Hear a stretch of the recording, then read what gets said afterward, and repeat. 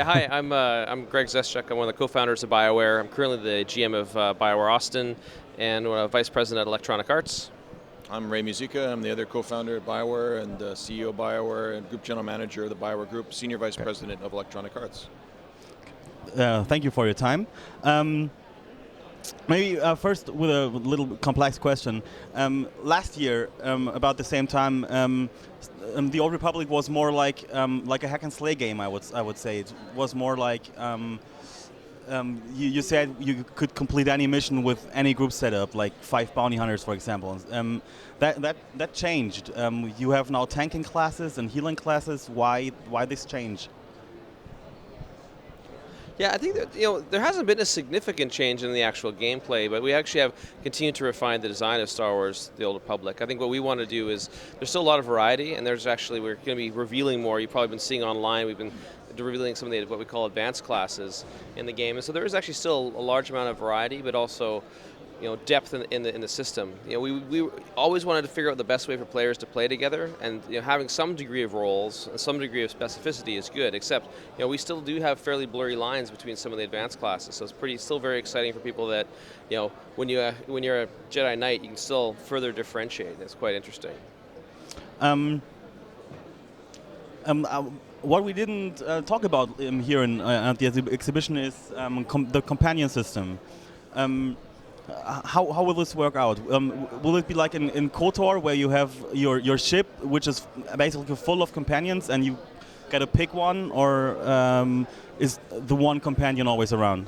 Well, we've talked about there are companions, but we haven't really said much about how they're working, and I think some of that's in a later reveal, actually, how that's all going to unfold. But they play a pretty important role in how things work. And it's true of a lot of BioWare games. So. For a little more will be revealed in the future on that front. But it's really about, the whole experience is enabling players to have a great experience, whether they choose to play solo or play multiplayer, play as a larger multiplayer group, whatever class they're playing, whatever part of the world or universe they're going through, and make sure that they have the ability to kind of really do a diverse experience and kind of be able to take on all the challenges they encounter. Will the outcome of a story maybe differ on what companion you pick for a mission? Well, actually, yeah, the companions actually do influence the story in some ways. In fact, they're central to many of the story elements. The companions themselves have some interesting story things to consider in Star Wars: The Old Republic. So really what we always try and focus on is creating characters and companions and other vehicles for the player to actually see the world. And in the sense, the companion works as a mirror to their actions in the world. And so we spent a lot of time developing meaningful characters. So it's actually quite interesting. Once you play the game, you have to play a little further on than we were allowing people to play here, but you start meeting potential companions and understanding how they work. We'll show more of that in future demo sessions too. Sorry? We'll show more of that in future sessions as well, basically in new demos in the future.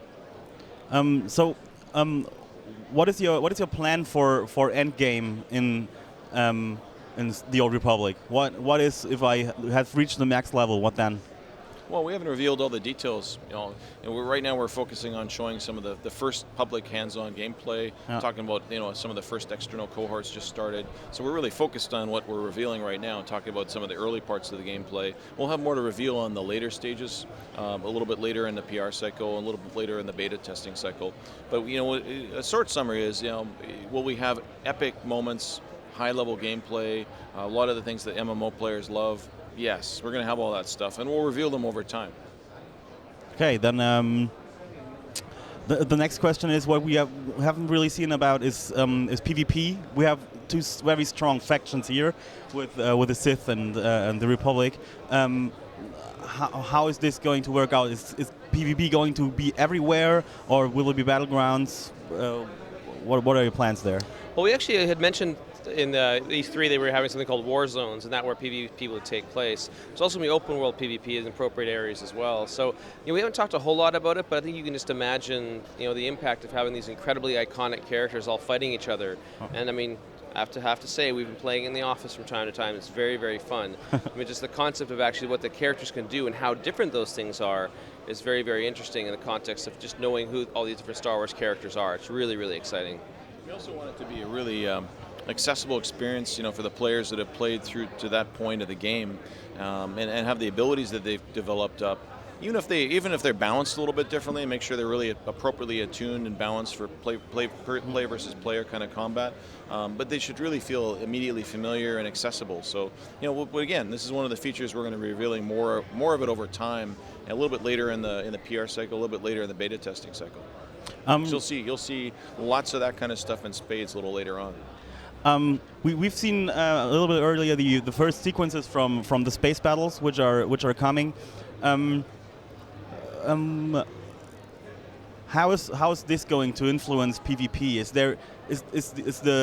Are the space battles for everyone? So whoever joins it will be competing, or has it a PvP component also?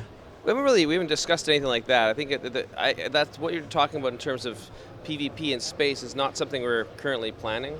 Okay. We're going to be actually looking at space, and it'll be quite a bit of detail and depth there, but certainly not player versus player things going on.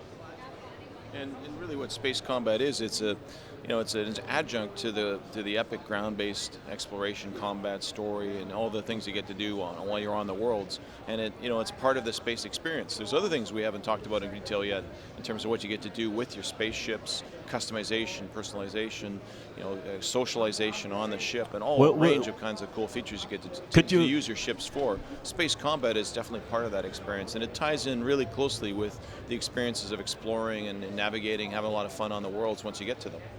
Could you maybe compare the spaceship with housing in other MMOs? Yeah, I think that's a really good analogy. You get to personalize it. You get to actually invite your friends over, have a party. Have encounters and social interactions. You get to do a whole bunch of different things. And it's the great part is it's all really aligned with the Star Wars experience. Everything you expect to be able to do on a ship. Pretty much that's our goal, is to enable that kind of stuff in Star Wars: The Old Republic. So will it be like in KOTOR, where we had that space map and we clicked on it, and that's where that's the next planet we're playing at, or will we be able to actually fly there? We haven't really talked about how the space travel is going to work, but there'll be some announcements on that shortly. Okay. And I thank you very much for your time. This late in the evening, I know you guys are probably tired, so thank you very much. Thank you.